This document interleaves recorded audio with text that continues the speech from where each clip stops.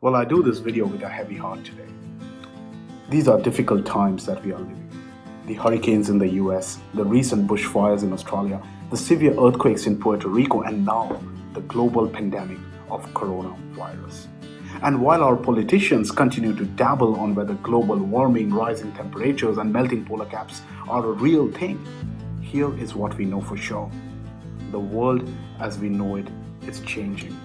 And while such forces of nature are well and truly beyond our control, the least that we can do is to ensure that our neurodiverse kids are well prepared for such emergencies, if and when they were to arrive. And that's what this video is all about. In today's workshop, we share with you how you can help your child with autism stay informed and use simple visual strategies to help them get prepared, so they exactly know how to act and when. Please watch this video carefully and kindly do the honors of sharing this video with other parents and educators, because the next 15 minutes of this video could stand between the life and death of someone you know or love.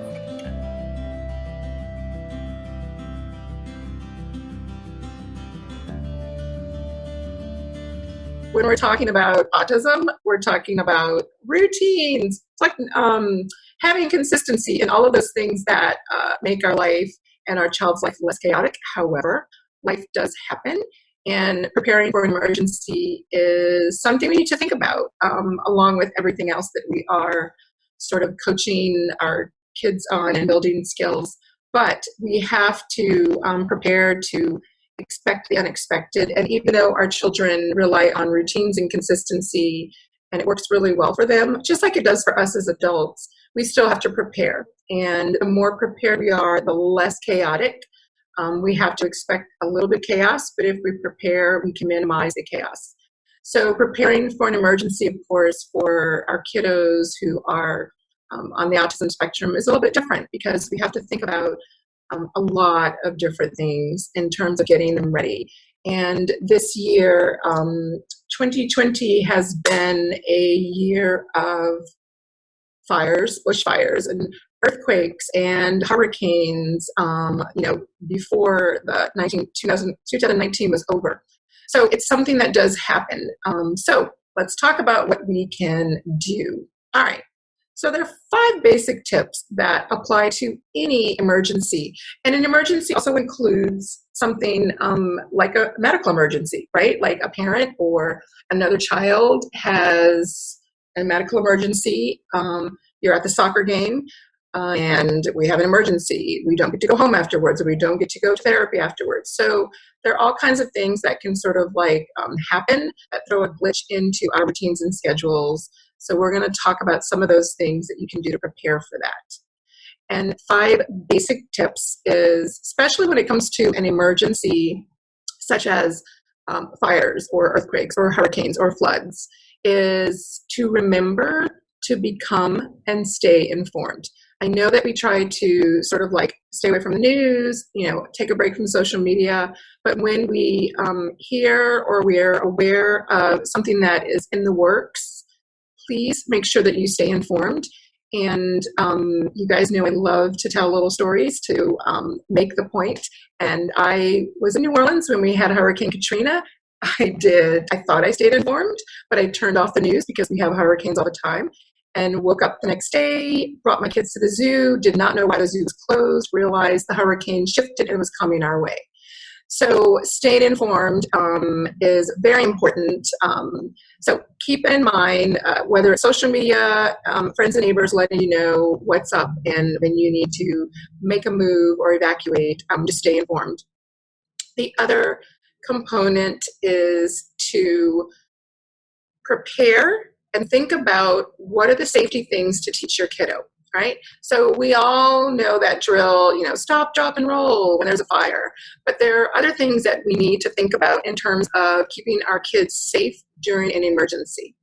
So one of the things that I think about when it comes to keeping our children safe and teaching them safety skills, it is really, really good to practice drill for emergency, not just a fire, but any emergency. And one of the things that I teach teachers and parents is when you do these drills for what we do in case of an emergency, I always say give a designated spot that is visually clear for your child so that when you are trying to gather things or make a call or arrange for evacuation or call 911, it is great to be able to say to your child, go to the red chair, go to the emergency square, go to the kitchen counter and put your hand on the counter so that your kids have a clear area of where they need to go. But this area needs to be something that you teach before the emergency. And we'll talk about how to do that in the upcoming slides. The other component is teaching relevant safety skills using those visual supports. You guys know how I feel about visuals. Always think about what visuals can you have in place. Doesn't have to be, your whole house covered with wall-to-wall visuals. However, when we are talking about emergencies or safety, there are visual supports that can be very helpful to get your child to respond, to follow directions, to be safe when you have to move quickly. And just think in terms of when there's an emergency, all of us get really anxious. And so you can imagine a child who has struggles with communication or sensory issues, how that can be a real challenge for them even more, to the point where it can lead to them being in an unsafe position more than the emergency itself. All right, creating a safety plan in practice. And this is one of the things that a lot of families just forget to do because we have so many things to do, like groceries, bills, work, car maintenance. I can make a list of everything we have to do just to get through life. However, it is really, really important when you have a child with special needs, and especially a child with communication or motor planning struggles, you really need to have a safety plan, and you need to practice it. You need to practice it like you practice anything else in terms of a sport or a music lesson. You don't have to practice it every day, but I think it's great. I usually tell parents if you can pick once a month, like the third Sunday every month, we're going to practice our safety plan. The other tip is to inform family and close friends of your plan. So it's really great once you have your safety plan to give that to, relevant family members who may be close, not folks far away, right? Maybe technically kind of far away, but someone who can be a point of contact. Not to say you couldn't let family that was far away know your safety plan so that they know where you are, but you want to, close family and friends, neighbors who you are in contact with on a regular basis so that everybody knows where everyone is and what your plan is, because it really is important. And I can actually I'm sure that those of you in Australia, with the fires, but I can tell you going through Hurricane Katrina, that was really one of the biggest issues we had was no one knew where anyone was. So now it's one of those tips that we really talk about in terms of making everyone aware of what your safety plan is. All right. So now that I've given you like these 5 great tips, right? Makes sense, common sense, practical. Yes, Stacy, that sounds great. So when am I supposed to do this? Where am I supposed to do this? And what am I supposed to do with it? Where do I put it? Like all of those questions, right? It sounds simple, right? Just make a safety plan, practice it, do drills. But there's a little bit more work involved. So let me help you through some of that work. All right, planning is key. Planning is key. It really does make a difference. So when we think about planning, the things that we are going to talk about that you need to plan for: communication, routines. Even though the routine may be different, it may change, you still need to have a routine for your emergency situation. Visuals, super, super important. Thinking about those sensory components for your individual or your child's individual needs. Planning around essential items. And I'm going to talk about that because that's really, really important. And there's ways that we can plan for that ahead of time without having to rush to do it at the last minute. And planning when you are going to role play and practice. And role play and practice can be fun. Like make it, get your neighbors involved or other family members, and just really make it so that it's not so tense. Try to find ways to make it a little bit engaging and a little bit fun, even though it's serious. All right. So one of the things that is really, really helpful in terms of planning for emergencies is using social stories. And social stories are, visuals. They can just be words. They're stories to help kiddos know what to do in a certain situation. And this is just a really good example, or a simple example. If you look at the first one, this is just really a simple way of using a social story to teach your child what's an emergency and what's not, so that they're aware of when you're really serious, and they're also able to understand it before you make a big deal out of it within the emergency. And there are several social stories around hurricane season, earthquakes, bushfires. I was talking to one of the moms yesterday, and she said that apparently in Australia the schools are passing around or sharing social stories in regards, or prep stories or prep packets for in case of another bushfire.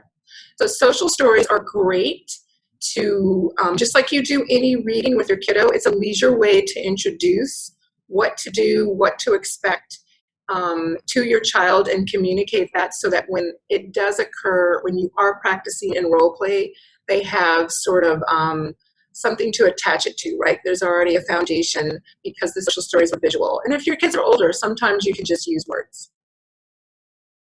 All right. So visuals are essential, especially when you are thinking of possible medical emergencies. There are a lot of things that move fast, a lot of things that our kiddos have to endure during a medical emergency, even if it's not them, just watching a family member or a sibling. So doing social stories or having visuals that show simple things that we don't think about, right? Like you're going to feel a pinch, or she's going to hold your arm if somebody's going to take blood, or hold the other family member's arm. This is just a basic example, but it is an example that I pulled because this is something that we don't think about as, oh, it's not really something to think about showing our child of someone holding their arm, either taking their pulse or taking blood, whatever it is that they're doing. But it is important for our kids to know what to expect. So because we can't predict an emergency, which is why it's an emergency, we use visuals, social stories to demonstrate and show this, so that our kiddos have a foundation and they are prepared, and it has been communicated to them beforehand. And if you have an opportunity, which I'm probably sure it's not always the case, to pull that social story with you on the way to the emergency, but that's not always possible. So that's why we want to do activities with our kids, use those social stories just in case. It's like anything else. We plan, we prepare just in case. And we hope nothing happens. One of the things that is really, really important to show kiddos, to talk about, is what the entrance to an emergency room looks like, especially if kiddos are just used to going to a doctor's office. Sometimes the difference of the doors opening, most emergency rooms have those doors. That is something that's really important for kids to have that social visual input about beforehand. So it's not something I want you to talk about as if, oh my gosh, we're going to have an emergency, but just read storybooks, right? There are visuals or video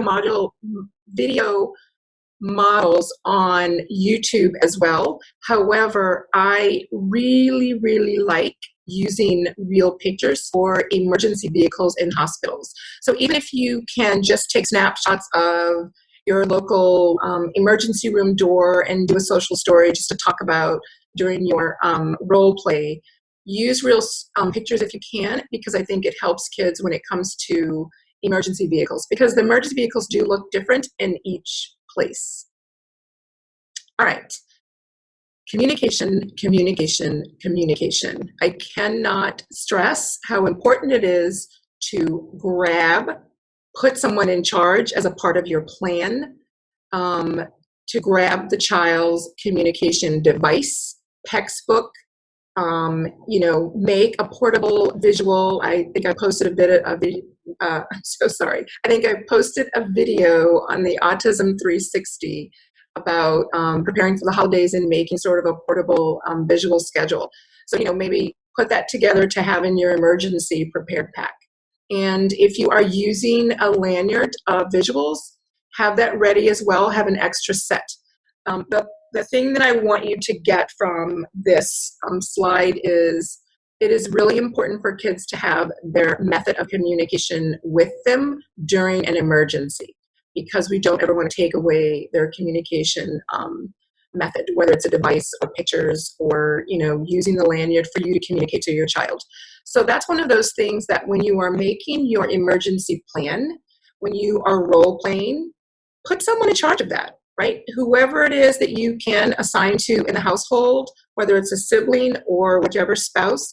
If you can, it's hard sometimes to have an extra set because, devices and textbooks are not something that you can just have, but maybe you could make core boards of the device or core boards from their PECs, laminate and keep that in the emergency bag just as a backup. But I always think about those communication devices sort of being left or forgotten in an emergency. And it's always great if you assign someone to grab it and that's their role during an emergency, then you more than likely will not forget it, especially if there is like a flood or a fire, because then you have to wait. All right, my other favorite thing for you to have is your grab and go sensory pack. And this is just a basic sensory pack, but of course, a sensory bag will look different for every child. Not every child needs a Chewy. So I encourage all of my parents just to have, not even as just for major emergencies, it is always great to have a bag or a backpack in the car or somewhere near the front door to grab on your way out, or if you have something that you can keep in the car as well. An emergency or, a sensory bag is just really, really important. I mean, even when it's something, let's just say that you are not personally experiencing the emergency, but you are in traffic due to an emergency accident. Having that sensory bag is really handy. If you are in an emergency yourself, grabbing that sensory backpack when you have to evacuate is really going to come in handy. Really will come in handy when you are, evacuated or in a shelter. There's so many stories that we have all heard on social media, I'm sure, about families that are sort of stuck in those shelter situations during a major weather emergency. So just have a bunch of, cheapy things in the backpack. It doesn't have to be fancy. Just something that you can grab and go or keep in the car, because it can be a lifesaver. All right, essentials.